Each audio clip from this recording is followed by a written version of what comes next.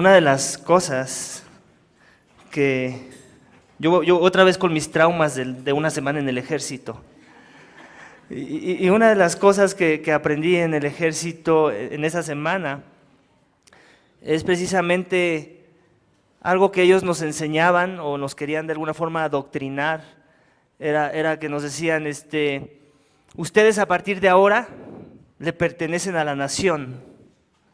Ustedes a partir de ahora ya no tienen madre, no tienen padre, no tienen hermanos, no tienen familia. Su familia es el ejército. Su papá, su mamá es el ejército. Y desde ahí empieza el adoctrinamiento. Ustedes nos decían, ustedes ahora representan al ejército mexicano. Ustedes son la carta de presentación, ustedes son esa tarjeta de presentación del ejército mexicano, de su madre, de su padre, de su familia. Así que nos decían, de aquí en adelante, como camines, como te expreses con las personas, como actúes y la manera en que actúes y mandes mensajes a las personas, cualquiera que te vea debe asumir que eres un cadete de la naval. Eres un cadete del ejército.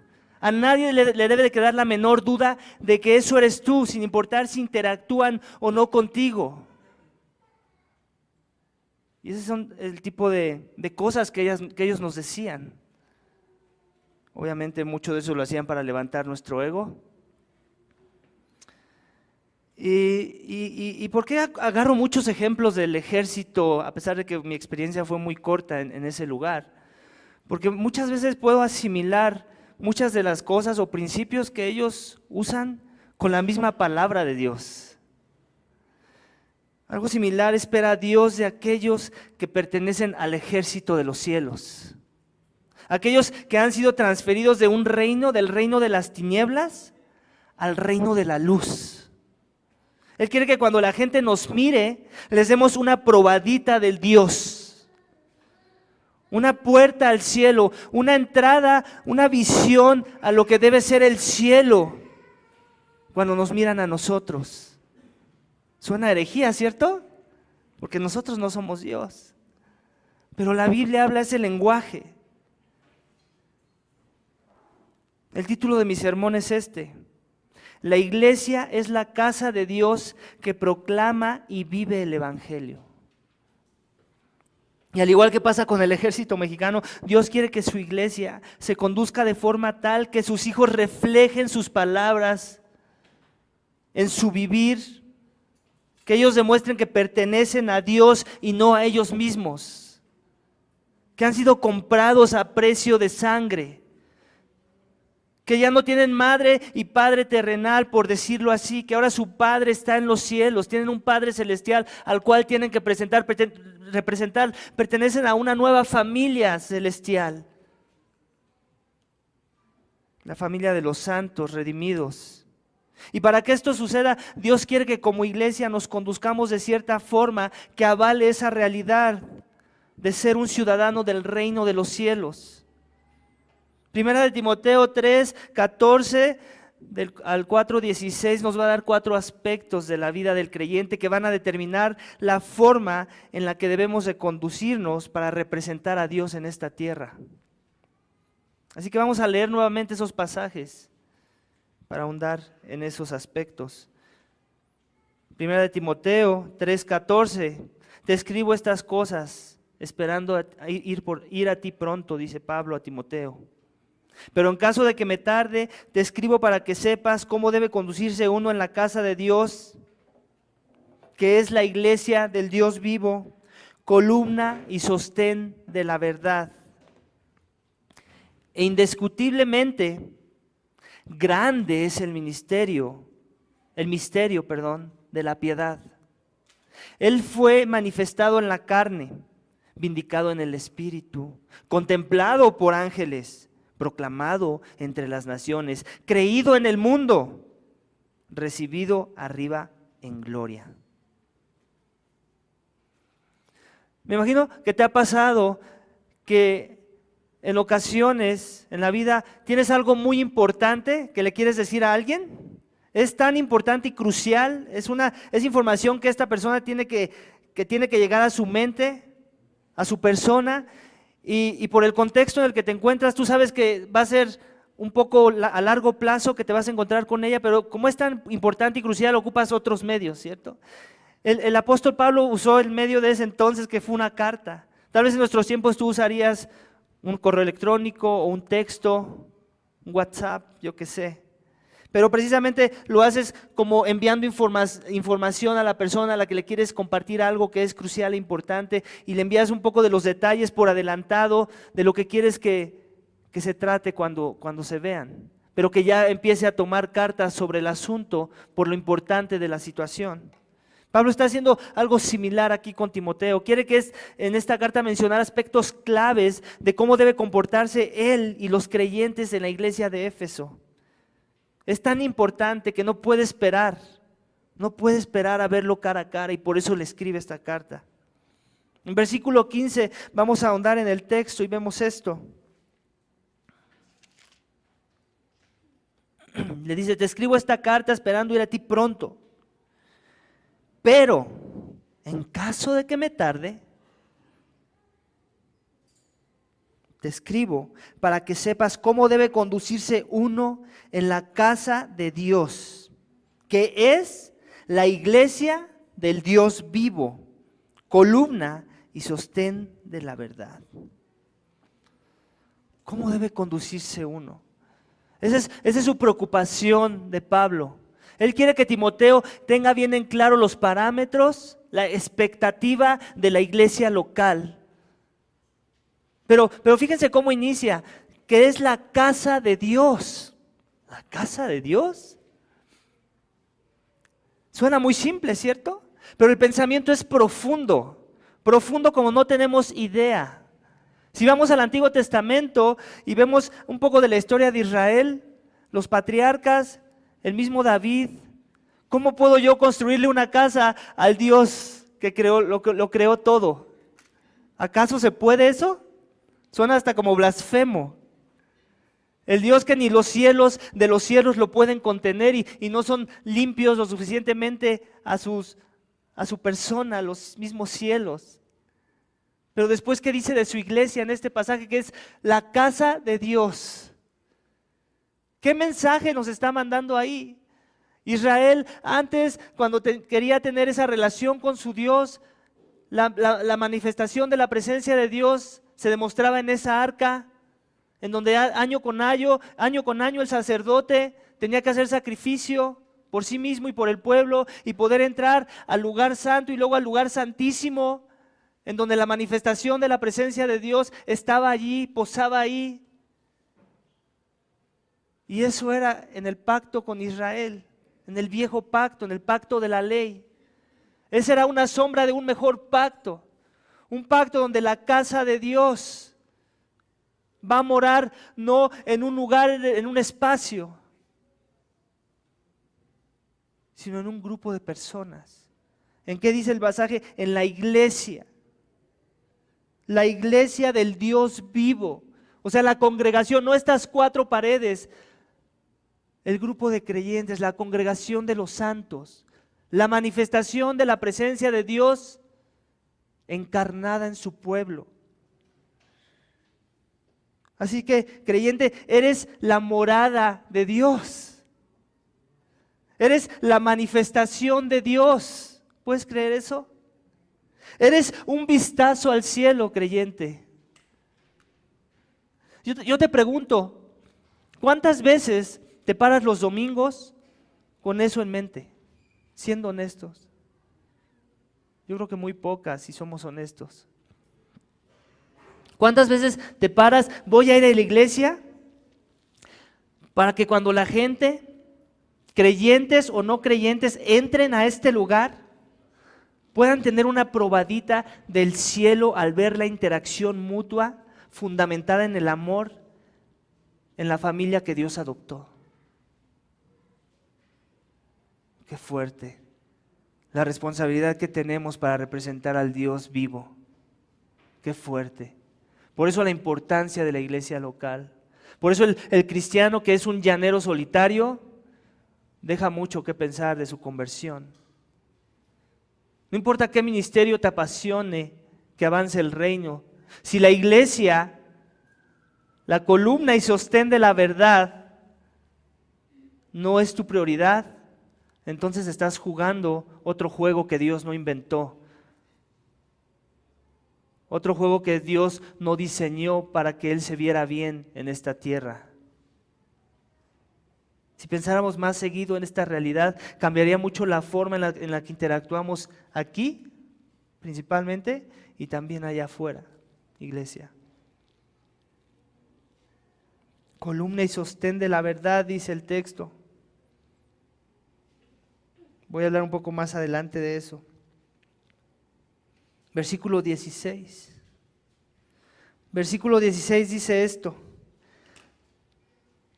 e indiscutiblemente grande es el ministerio de la piedad, el misterio de la piedad. Él fue manifestado en la carne. Él fue manifestado en la carne. Pablo nos va a empezar a dar un resumen de lo que en realidad importa en la iglesia. Él nos va a empezar a dar un resumen de cómo la iglesia se debe de enfocar para hacer esa casa de Dios. ¿En qué se debe enfocar? ¿Cuál debe ser nuestra prioridad, nuestro enfoque, nuestro anhelo? En lo que nos desvivimos, nos desgastamos. Inicia con esto: Él fue manifestado en la carne. Él, ¿quién es Él? Obviamente Jesús. Está hablando del Hijo de Dios que se hizo carne. Luego que dice, vindicado en el Espíritu. ¿Qué está diciendo ahí? Su ministerio de Jesús. El ministerio de Cristo que inició y fue vindicado muy claramente cuando, ¿qué? En el bautismo. Este es mi Hijo amado en quien tengo complacencia. Y el apóstol Juan vio a ese Espíritu como paloma reposando sobre él, vindicando su ministerio. Sus milagros también vindicaban su ministerio. En la transfiguración, el Padre diciendo, escúchenlo a Él. Todo en el poder del Espíritu Santo Él lo hacía. Esa era la vindicación de su ministerio, resucitando a los muertos. Luego lo que sigue, que es contemplado por ángeles. Lo mismo. ¿Qué pasó en su nacimiento? ¿Quiénes eran los primeros que anunciaron el nacimiento del Salvador, del Mesías, del bebé en un pesebre? Fueron ángeles. Los ángeles ministrándolo en el desierto. Los ángeles lo proclamaban, lo contemplaban. Ese Dios en la carne. Ellos se maravillaban de esa obra, de ese plan de redención. La Biblia dice que era algo que los mismos ángeles anhelaban, pero que se le dio a los hombres. Contemplado por ángeles, proclamado entre las naciones hasta hoy en día. Han pasado más de 2000 años y seguimos proclamando el nombre que es sobre todo nombre. Creído en el mundo, muchos de ustedes ya han creído. Muchos ya han perecido, han muerto, pero creyeron y ahí está su esperanza.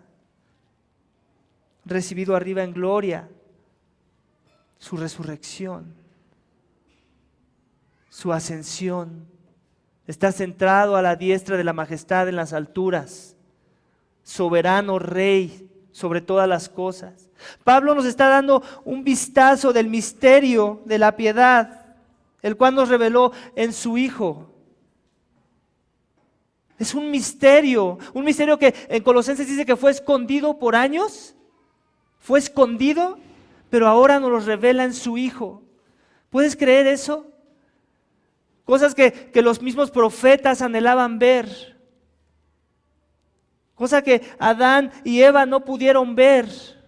Generaciones perecieron y de repente un día Dios dice, ¡pum!, van a nacer en Belén.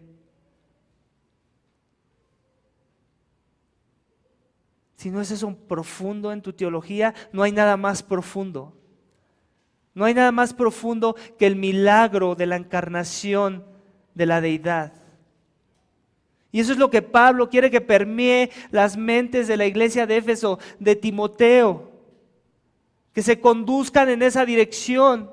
Y más adelante va a dar algunas pautas de las cosas en las que no se deben de conducir, que los desvían de ese camino. Ese es el evangelio que Él quiere que Él proclame. Esa misma verdad de ese misterio, Pablo quiere que la sostengamos nosotros. Columna y sostén de la verdad.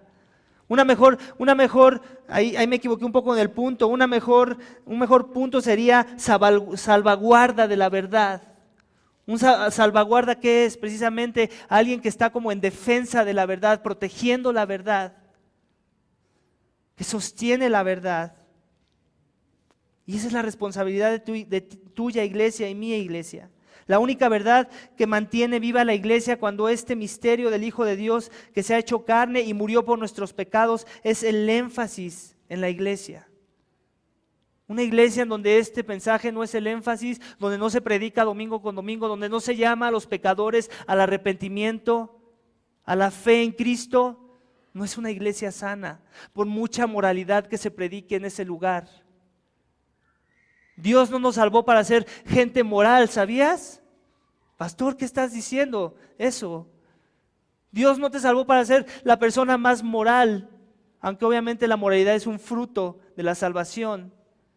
Él te salvó de muerto a vida, de alguien que no buscaba a Dios, que ahora busca a Dios. Ese es el resultado de la salvación y ese proceso no sucede predicando moralidad. Necesitas un milagro y ese milagro no viene por sabiduría humana. Necesitas que este mensaje sea predicado a tu corazón, la salvación del evangelio de Cristo Jesús. No hay otro mensaje que debería la iglesia estar exaltando tanto como este. Pablo le está diciendo a Timoteo y a nosotros también, si eres iglesia, condúcete sosteniendo la verdad, como dice el primer punto de mi sermón. Sé salvaguarda de la verdad. Todos, ya para terminar este punto, todos conocemos el Palacio de Bellas Artes, ¿cierto? Es muy bonito el Palacio de Bellas Artes. Me atrevo a decir que es de las arquitecturas en México más bonitas que tenemos. Y algo de lo que me impresiona de este palacio, aparte de su tamaño, es su cúpula. Los techos, cómo brillan, cómo el sol refleja sus rayos y los regresa a nuestros ojos, a nuestras mentes, y brilla este lugar. Se ve hermoso. Pero ¿qué pasaría? ¿Qué es lo que sostiene ese lugar, ese techo, para que tenga una vista agradable, apreciable? Son columnas, ¿cierto? Pilares. ¿Qué pasaría si sería la misma impresión que tú verías de ese lugar si lo vieras a ras de suelo? Seguramente no. Lo que sostiene su hermosura, el que lo apreciemos tanto, es precisamente el hecho de saber que está en las alturas y que hay algo que lo sostiene, que lo hace ver bien. Pues de eso se trata, iglesia. Nosotros somos esas columnas. Dios ya se ve bien de por sí. No es que nosotros estemos agregando hermosura a Dios. No quiero que se vayan por ahí. Él ya se ve bien. Pero Él diseñó a su iglesia para ser esa columna. Esos que sostienen la verdad, que proclaman la verdad, que exaltan la verdad, que su pasión es la verdad y que cuando el mundo voltea a ver a la iglesia y ve eso, los ve a ellos sosteniendo esa verdad y después voltean y ven a la verdad, digan, wow, ahora entiendo por qué se matan sus vidas y sus días y sus esfuerzos y su dinero, en esta causa, para contemplar al Dios vivo, al que debe ser contemplado y exaltado, iglesia, su hermosura. Que vivamos exaltando el evangelio, el misterio revelado a los hombres para que sean salvos. Amén. Capítulo 4.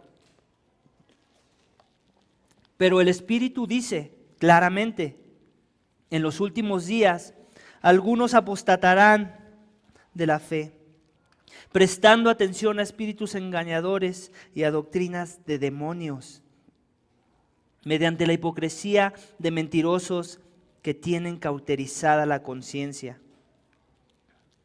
prohibiendo casarse y mandando abstenerse de alimentos que Dios ha creado para que con acción de gracias participen de ellos los que creen y que han conocido la verdad.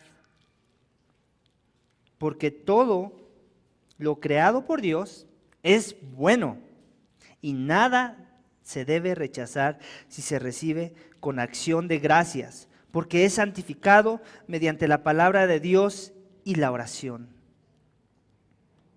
Al señalar estas cosas a los hermanos, serás un buen ministro de Cristo Jesús, nutrido con las palabras de la fe y de la buena doctrina que has seguido. Algo de lo que me llama la atención, iglesia, muchas veces cuando trato de compartir el Evangelio, es que la excusa de muchos para no venir a la verdad es precisamente eso. Las doctrinas de demonio que se predican hoy en día en muchas supuestas iglesias, en donde el énfasis no es en el Evangelio, sino en el hombre. No están centradas en Cristo y en su obra redentora, sino en el hombre y lo que el hombre puede hacer para alcanzar el favor de Dios. Dice, el texto nos habla de que en los últimos días, ¿cuáles son los últimos días? ¿Cuándo iniciaron los últimos días? Es una mejor pregunta. Cuando Cristo se manifiesta, cuando Él asciende a los cielos, ahí inician los últimos días. Tienen más de 2000 años, ¿pueden creer que estamos en los últimos días?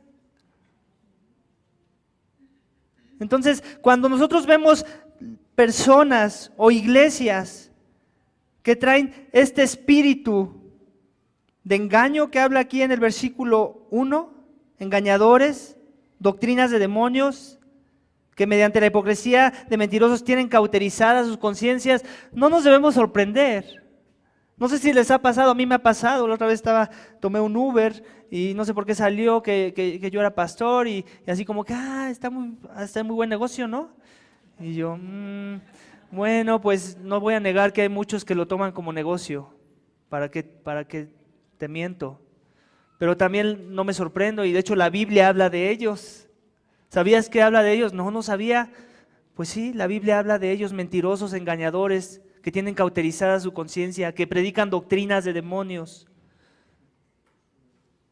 Entonces eso le ayudó un poco a tener una perspectiva un poco distinta de la fe cristiana, de la verdadera fe cristiana. Entonces te animo a que los lleves a este tipo de pasajes a esas personas. Que vean que no es algo que le tomó por sorpresa a Dios y no nos debería de tomar por sorpresa a nosotros. Sino más bien hablemos de esas cosas. Porque eso no nada más habla de la verdad, sino reafirma que estamos en la verdad. Reafirma nuestra doctrina. No nos dé miedo hablar de esas cosas. A Dios no le toma por sorpresa. Las añadiduras o subtracciones del Evangelio son doctrinas de demonios. Lo vimos en Gálatas, ¿cierto? Cuando la ley es el énfasis, la ley de Moisés, doctrinas de demonios. ¿Cómo? Está en la palabra de Dios, doctrinas de demonios. Cuando tu moralismo es el énfasis en la iglesia local, doctrinas de demonios. Es fuerte. No nada más está diciendo herejía, iglesia. Está diciendo doctrinas de demonios. La ley es buena, sí, cuando se usa como debe ser usada, dice Pablo. Para llamar a los pecadores al arrepentimiento. No para poner cargas que ni uno mismo puede llevar, que solo Cristo pudo llevar y por eso tuvo que venir. Cuando no damos énfasis al Evangelio, iglesia, es tan malo como predicar doctrinas de demonios, ¿sabías? La neutralidad al Evangelio, ¿qué dice Cristo de la neutralidad? Si no estás conmigo, estás en contra mía. No importa cuánto yo abra mi Biblia, si mi énfasis no es en el Evangelio, estás en contra de Cristo, en contra de la sana doctrina. Las sectas y los cultos, los cuales su énfasis es que tienes que ser mejor persona, es que tú tienes que hacer esto, esto y el otro, porque si no Dios está enojado contigo. Es que mira, ¿sabías que Dios decía que era el sábado el día que tenías que adorar? Ya ves, y el énfasis es en esas cosas. ¿Sabías que Cristo no es Dios? ¿Sabes que la Iglesia Católica ha enseñado por generaciones que no es Dios? Que es Dios, pero no lo es. Mira, su nombre es Jehová. Le tienes que decir Jehová, esa es la palabra mágica, Jehová. ¿Sabías que tienes que hacer algo? Te tienes que bautizar, tienes que hacer tu primera comunión. Doctrinas de demonios. Iglesia, es fuerte. Tenemos que dar un énfasis en el Evangelio si queremos ser una iglesia sana. El punto 2 de mi sermón es este: si eres iglesia, condúcete exhibiendo las falsas doctrinas. Aquí Pablo lo está haciendo. Él está advirtiendo a Timoteo, van a venir unos. No te dé miedo. Muchos piensan, no, bueno, es que Dios los juzgará. No, Dios nos está mandando a ser columna y sostén de la verdad. Tú no te puedes quedar callado. No, ya Dios los sacará de esa iglesia. Ajá. Es como tener una iglesia sana y usemos esta ilustración. La iglesia sana es una pecera con el agua clara. Y las iglesias que predican doctrinas de demonios donde el énfasis no es el evangelio, es una pecera con agua, pero puerca, que apenas si puedes ver al pececito. No sé si te ha pasado, si alguna vez tuviste un acuario. Tienes esta mejor pecera y dices, no, Dios ya lo sacará de ahí. ¿Dónde está el amor en eso, iglesia? Hay una pecera con agua clara. ¿Quién eres tú para no agarrar la red de la palabra y decirles, mira, aquí hay comida? Esa es nuestra responsabilidad, exhibir. Obviamente que exhibir no sea el enfoque, porque eso también es doctrinas de demonios. Cuando el enfoque no es el evangelio, es doctrinas de demonios. Pero el evangelio nos va a ayudar a la moralidad, sí, a exhibir las doctrinas malas, sí. Pero nunca perdiendo el enfoque, iglesia, el evangelio. Lo que Pablo predicó en el capítulo 3 que acabamos de ver. Amén. Versículo 7. Pero nada tengas que ver con las fábulas profanas propias de viejitas. Más bien, disciplínate a ti mismo para la piedad. Porque el ejercicio físico aprovecha poco, pero la piedad es provechosa para todo, pues tiene promesas para la vida presente y también para la futura. Palabra fiel es esta y digna de ser aceptada por todos. Porque por esto trabajamos y nos esforzamos, porque hemos puesto nuestra esperanza en el Dios vivo, que es el Salvador de todos los hombres, especialmente de los creyentes. Esto manda y enseña. Seguramente en la iglesia de Éfeso, en la iglesia que Timoteo pastoreaba, había un énfasis muy fuerte en el ejercicio físico. Y por eso Pablo usa esta ilustración, como para decir, sí, el ejercicio físico es bueno, pero si ese es tu enfoque, de nada aprovecha.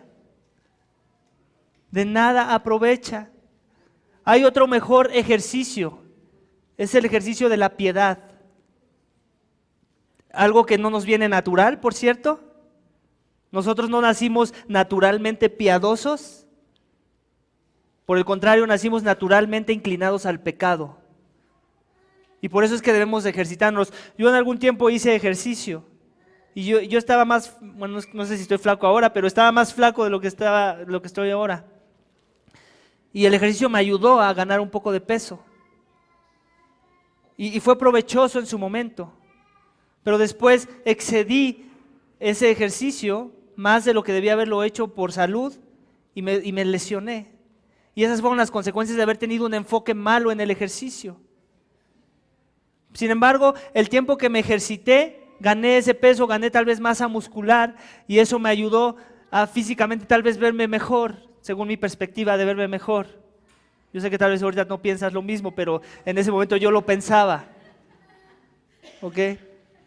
Y fue precisamente el ejercicio el ejercicio y la rutina de ejercicio que tuve la que me llevó a ganar ese otro molde, por llamarle así. Entonces, yo no vine con ese molde de aquí a 2 años que duró ese tiempo de disciplina. Lo mismo está diciéndonos aquí Pablo. No te viene natural la piedad. No naciste con la piedad, te tienes que ejercitar en ella. La palabra de ánimo, antes yo tenía que tomar algunas cosas que no eran anabólicos, pero eran como suplementos, para yo poder resistir esa disciplina. En la vida cristiana, la piedad obviamente no hay esos polvos. Hay algo mejor, ¿sabes? Es el Espíritu Santo que Dios ha puesto en su casa, en su iglesia. En las fuerzas de ese es que debemos ejercitarnos para la piedad. ¿Y qué dice el pasaje? Que no trae recompensa en la tierra como lo hace el ejercitarnos, sino una mejor, una recompensa tanto terrenal como espiritual, eterna. Cuando hemos puesto nuestra esperanza en la persona correcta, entonces trabajaremos, como dice el texto que le dice a Timoteo, trabaja y esfuérzate. Pero solamente vamos a trabajar y nos vamos a esforzar cuando nuestra esperanza está puesta en la persona correcta. Cuando tenemos otro tipo de esperanza, también nos vamos a esforzar y también vamos a trabajar, pero ¿sabes qué? Va a ser terrenal. Si no es en Dios, va a ser terrenal. Y no, de nada te va a aprovechar, así como no aprovechó mi ejercicio físico y terminé lesionado y marcado de por vida. Pero cuando es en Dios, nos esforzaremos y trabajaremos para vivir vidas piadosas que adornen el Evangelio. Las columnas del Palacio de Bellas Artes no son feas, ¿verdad? Tampoco. Tienen un tipo de hermosura, obviamente no tienen la hermosura más grande está en la cúpula. Pues las columnas de la iglesia, el sostén y columna de la verdad que somos, debe tener un tipo de hermosura que adorne el domo que es Dios. La hermosura de Dios, la majestad de Dios, la grandeza de Dios. Y eso pasa en todos los ámbitos. Cuando decides estudiar una carrera, ¿qué pasa? Te esfuerzas, ¿cierto? O un oficio, te esfuerzas, trabajas duro y te dedicas para obtener ese título, ese oficio. Lo mismo nos está diciendo a Dios aquí, no es nada distinto lo que nos está pidiendo Dios. Cuando mi esperanza está en Dios, no deberíamos de hacer eso y más. Pero los afanes son peores. Cuando nuestro afán está en las cosas de la tierra, nos pasa seguido, ¿cierto? No es que tengo que trabajar, no es que tengo que estudiar, no es que tengo que esto, no estoy diciendo que eso sea malo, iglesia. Lo que estoy diciendo es que ese no debe ser nuestro enfoque, la prioridad. Somos casa de Dios. Si mi prioridad está aquí, ¿qué dice la Biblia? Que pongas tu mente en las cosas celestiales y todo lo demás te va a ser dado por añadidura. Y muchas veces lo que hacemos es voltear la fórmula, por llamarle así. Cuando mi esperanza está en Dios, deberíamos de hacer el doble de esfuerzo, esforzarnos doble. Si en verdad nuestra esperanza está en Jesús, entendemos lo que Él hizo por nosotros. ¿Cómo está tu devoción, iglesia? ¿Estás dejando ver a los demás que en verdad Dios es tu esperanza? ¿Dónde dirían los que te conocen por poco tiempo que está tu trabajo y tu esfuerzo? Alguien que apenas tienes una semana de conocer. Alguien que apenas conoces, discerniría rápidamente que tienes los ojos puestos en el cielo, en las cosas de arriba y no en las de la tierra. Así siendo bien honesto, contéstate esa pregunta tú mismo. Si eres iglesia, condúcete esforzándote en vivir vidas piadosas, como dice el tercer punto de mi sermón. Esforzándote, no es fácil, se requiere esfuerzo, se requiere sacrificio. Dios no nos lo puso en charola de plata, pero sí nos dio su espíritu para que no tengamos excusas si eres iglesia. Nuestra vida piadosa es un arma muy poderosa para sostener la verdad, iglesia. Esta es la verdad dramatizada en la vida de los creyentes que ahora conocen a Dios como su Salvador. El testimonio es importante para Pablo y por eso se lo dice a Timoteo, para que se lo diga a la iglesia. Versículo 10, quiero explicarlo porque precisamente cuando le comenté a mi esposa que le tocaba leer la Biblia, me comentó que el 10 se le dificultó un poquito entender, entonces pensé que no era tan importante al principio, pero cuando ella me hizo esa observación pensé ahora en profundizar un poco más. El 10 dice, porque por esto trabajamos y no, perdón, no es el 10. Sí, es ese. Porque por esto trabajamos y nos esforzamos, porque hemos puesto nuestra esperanza en el Dios vivo, que es el Salvador de todos los hombres, especialmente los creyentes. ¿Qué significa esto si leemos este versículo aislado de todo el contexto que ya hemos venido leyendo de Timoteo? ¿Que todos pueden ser salvos? ¿Que todos son salvos? ¿Porque es el Salvador de todos los hombres? Entonces, ¿todos van a ir al cielo? No, porque después dice una mejor parte, ¿no? Especialmente los creyentes. Entonces, ¿qué significa el texto? Lo que está diciendo no es que todos los hombres serán salvos, pero lo que sí está diciendo es que a todos se les ha ofrecido salvación. El sacrificio está ahí, la cena está servida, las bodas del Cordero están puestas. Lo único que tienes que hacer es venir. Dios está invitando a todos los hombres a que se arrepientan y crean en el Evangelio. Por eso Él es el Salvador de todos los hombres, algo que no ofreció a los ángeles, algo que no ofreció a ningún otro ser creado, solo a los hombres. Él es el Salvador de todos los hombres, amén.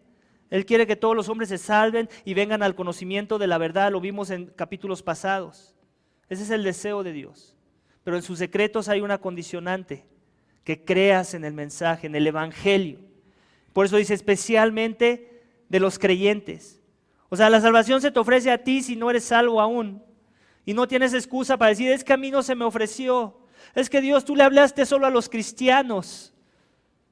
No, Él está llamando a todos los hombres a que se arrepientan y vengan. Pero es el Salvador de una forma especial y particular de aquellos que han puesto su fe en este mensaje de salvación. Los que son su casa, la casa de Dios. Amén.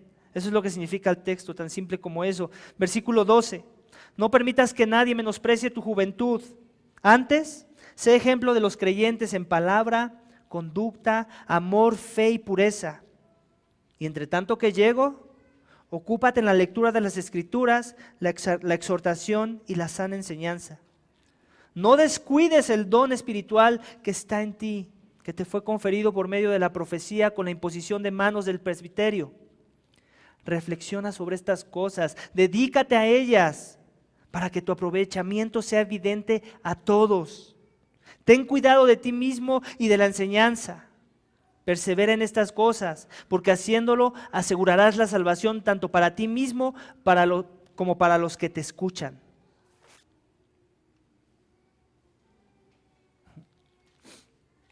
Muchas veces, iglesia, me ha tocado ver y tal vez yo he sido víctima muy indirectamente, o tal vez a veces es mi pensar, mi discernimiento en ese sentir, de despreciar la edad de los ministros de Dios. Y de antemano yo sé que del pastor promedio, entre comillas, aunque no lo crean, aquí tengo unas canas por aquí en la barba, soy un pastor joven. Y obviamente un texto como este me anima mucho a mí. ¿Por qué me anima mucho? Porque la misma palabra me da ese ánimo, ese aliento, que la edad no tiene nada que ver con el buen pastoreo o el mal pastoreo. Obviamente se espera que entre más pasan los años, la sabiduría de Dios crezca, la dependencia de Dios crezca y la persona crezca en la piedad y haga un mejor trabajo en el pastoreo y la enseñanza de la palabra. Pero sigue pasando y seguramente le pasó a Timoteo. Y por eso esta exhortación de ánimo que le está dando Pablo en esta última sección del capítulo 4. Seguramente despreciaban su juventud y lo usaban para descalificar su enseñanza. Porque ¿cuál era la tradición? La tradición de los ancianos. Entonces, si eras un anciano, no necesariamente ellos lo tomaban literal. Gente ya grande, gente con barbas blancas, con cabello blanco. Esos eran los sabios de Israel. Pero para Dios no era así. Para Dios el sabio era uno como David, un pastorcillo que todo el mundo ignora, pero que tiene su dependencia en Dios, que su corazón está con Dios. Ese era el modelo bíblico de alguien que debía estar ministrando al pueblo de Dios. Sin embargo, para Pablo, el contrarrestar este tipo de desprecio se hace con mostrando una conducta piadosa que sea ejemplo para los demás. ¿De qué tipo? En palabra, en conducta, en amor, en fe y en pureza, dice el texto. Eso siempre va a avalar al predicador, al siervo de Dios, al anciano de Cristo. Eso es lo que lo va a avalar, su conducta, sus buenas obras. No su palabrería y qué tan elocuente suena su predicación, qué tan entretenida está la cosa, cuánto nos hizo reír hoy. Muchas veces por eso están llenas las iglesias, porque hacen comezón a las personas. Me dicen lo que quiero escuchar, eso me alimenta.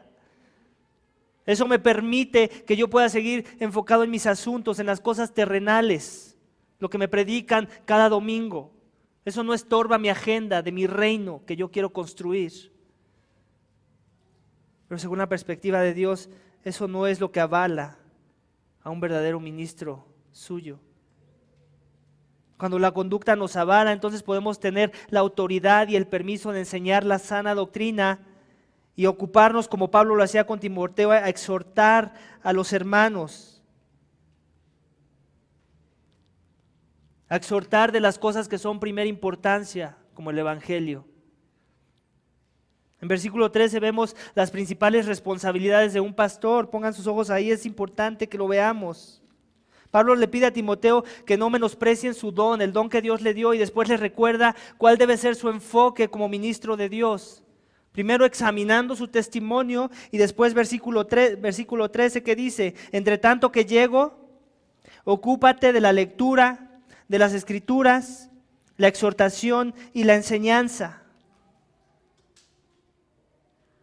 Ya vimos más atrás en el sermón pasado la importancia de los diáconos dentro de la iglesia. Ahora podemos entender un poco más por qué la importancia de los diáconos cuando vemos este versículo. La necesidad de que haya diáconos y cristianos piadosos para remover las cargas de los pastores de las iglesias locales, para que ellos se enfoquen en estas cosas que acabamos de leer de versículo 13. Si un pastor no hace nada más, iglesia, y aquí voy a causar un poco de controversia, si un pastor no hace nada más sino solo hacer estas cosas de versículo 13, entonces podemos decir, según la palabra, no según las experiencias o la tradición o cómo era mi pastor pasado, según la palabra, que ese es un buen pastor. ¿Eso excluye a un pastor de hacer las cosas que los diáconos apoyan? No estoy diciendo eso. Lo que estoy diciendo es que cuando las manos del pastor no se dan abasto, él debe de quitar manos de todo lugar que le prohíba y que le impida enfocarse en estas cosas, para mantenerse siendo un pastor fiel, un buen pastor. Obviamente siempre y cuando esté enseñando la sana doctrina, porque hay pastores que no hacen nada y encima de eso tampoco enseñan la sana doctrina. Ellos deberían estar haciendo algo, bajarse de los púlpitos y dejar que un pastor verdadero pastoree las iglesias o la iglesia que está pastoreando. Recordemos, iglesia, que la función del pastor, lo dice en Efesios 4:11, por si lo quieren anotar, es entrenar a los santos para la obra del ministerio. La obra del ministerio es una carga que toda la iglesia debe llevar, no solo el pastor. La compasión, por ejemplo, la ayuda mutua, el visitar a los enfermos, el animar a los hermanos, el visitar al desvalido, el ayudar al necesitado, es la responsabilidad de toda la iglesia local, no nada más mía o de los líderes. Amén. En versículo 16 Pablo habla de animar a Timoteo a cuidarse de sí mismo y de la doctrina, perseverando en estas cosas para la salvación. Cuídate de ti mismo y la doctrina, le dice. ¿Qué quiere decir con eso? Lo que le está diciendo es esto: Timoteo, en el momento en que tú quites tu centralidad de tu predicación y tu enseñanza del evangelio, ¿qué crees que va a pasar? Que va a demostrar que tal vez tú no eres salvo. Y obviamente, ¿qué va a pasar con ese mensaje? ¿Qué dice la Biblia? Romanos 1:16, ¿qué es el Evangelio? El poder de Dios para salvar a todo aquel que cree, al judío primeramente y después al griego, dice el versículo. Entonces, ¿dónde está ese poder para transformar corazones? En la palabra del Evangelio, predicada en el poder del Espíritu Santo. Es el Espíritu Santo usando ese mensaje y aplicándolo en los corazones de las personas. Si Timoteo no se está enfocando en ese mensaje, si no se está cuidando de sí mismo y está poniendo sus ojos en otras cosas, eso tal vez es la prueba de que Timoteo no ha entendido qué es lo que salva. Y si no ha entendido que eso es lo que salva, lo que va a predicar no va a salvar a nadie. Y se asume que no se va a salvar, que él tampoco es salvo. Es lo que Pablo le está diciendo. Cuídate de ti mismo y de la doctrina. O sea, de la mala doctrina. Ahí le faltó poner. Pero se asume por lo que ya ha estado diciendo. No está diciendo, no estudies doctrina, como muchos dicen, no, la doctrina, ¿cómo dicen? Por ahí, ayúdenme. La doctrina, la letra mata. Ese es el que estaba buscando. La letra mata. Ya ves, por eso no hay que estudiar la Biblia, nada más ábrela y el Espíritu Santo te va a decir dónde, te va a mostrar hoy lo que quiere que vivas. Eso no es lo que significa ese texto. La letra mata, lo que está diciendo es que tu enfoque no sean otras cosas que no sean la palabra de Dios centrada en el Evangelio de Jesucristo. La letra mata cuando la letra no está siendo bien interpretada. Pero hay que interpretarla. Y no puedo tener sana doctrina si no leo esto. Amén. Así que no importa cuánto yo predique de Dios, si no predico el Evangelio, es obvio que ese mensaje no salvará ni a mí ni a otros. Así que si eres iglesia, último punto de mi sermón, condúcete perseverando en el testimonio y la sana enseñanza. ¿Por qué, iglesia? Porque últimamente no importa si eres pastor como Timoteo o no. Todos somos llamados a timotear. Ese es un término que aprendí apenas en una conferencia, me gustó. Sabía que les iba a sacar una sonrisa. Somos llamados a timotear. Timotear es la responsabilidad de cada creyente que es iglesia y que como tal es considerado columna y sostén de la verdad. Timotear es un aspecto de aquel que quiere que Dios se vea bien en él y que cuando la gente llegue y lo vea hablar, lo vea moverse en sus diferentes esferas, le ayuda a las personas a poner sus ojos en Dios. Que cuando la gente esté contigo creyente, no necesite ir a un recinto como este de 4 paredes, el cual malamente llamamos la casa de Dios, ¿no? Las paredes. Es que se ve bien bonita la casa de Dios. Mira qué piso que le pusieron. Por eso las iglesias que forman, desgraciadamente la mayoría de las veces son los católicos, tienen unas estructuras hermosas y eso le llaman la casa de Dios. Eso no es la casa de Dios. La hermosura de Dios no está en piedras, está en los corazones de las personas. Eso es lo que debemos de ayudar a todos a poner sus ojos, no en nosotros obviamente. Nosotros simplemente somos un vehículo para que ellos puedan apuntar sus ojos al Dios vivo, amén. Que cuando la gente esté contigo pueda hacer eso. Que cuando interactúen contigo, la manifestación de la persona de Dios esté en tu vida, su carácter, como evidencia al mundo de que Dios vino a salvar a pecadores y a redimirlos y a ponerles un nuevo corazón. Y que seamos pequeños Cristos que apunten al Maestro. Amén. Timotear es el llamado de cada creyente que quiere servir como columna y sostén de la verdad y como una evidencia de vivir y proclamar el Evangelio. Así que el ejército mexicano pide a sus soldados eso, ¿no? Que ellos cuando los vean las personas digan, este es un cadete de la heroica Escuela Naval Militar. El Dios de los ejércitos no demanda menos de ti, iglesia. Vamos a orar para que nuestro corazón se despierte a ese deseo de tomar la responsabilidad de ser la casa de Dios, para que un mundo perdido conozca a este Salvador que reveló el ministerio de la piedad en la persona de su Hijo Jesucristo. Amén. Padre, te damos gracias por tu palabra. Gracias porque nos trajo vida. Gracias porque fue la predicación de la palabra fiel de la enseñanza centrada en el Evangelio, la que nos dio vida a nuestros corazones para ver la necesidad que teníamos de este Salvador, para ver la hipocresía de nuestros corazones, que éramos engañadores, éramos necios, éramos sin Dios, había pecado en nuestras vidas y no podíamos reconciliarnos por nuestras propias obras, que cuando queríamos hacer eso era como predicar doctrinas de demonios. Gracias porque tú nos revelaste el Evangelio, que es por gracia, por medio de la fe y no por obras, para que nadie se gloríe. Para que sea la centralidad del Evangelio la que solo salva, que sea el poder de tu Espíritu y que sea todo para la gloria de tu Hijo. Señor, gracias. Permítenos ser esa iglesia centrada en el Evangelio, esa casa de Dios, esa columna y sostén de la verdad. Que nuestras vidas, nuestras bocas hablen de la verdad, de la centralidad de lo que salva, y que también lo adornen con vidas santas, piadosas, que buscan glorificar tu nombre, para gloria de tu nombre, para que tú te veas bien, tú te veas exaltado, para que tú te jactes en medio de tu pueblo. En el nombre de Cristo Jesús te lo pedimos, te damos gracias. Amén. Amén.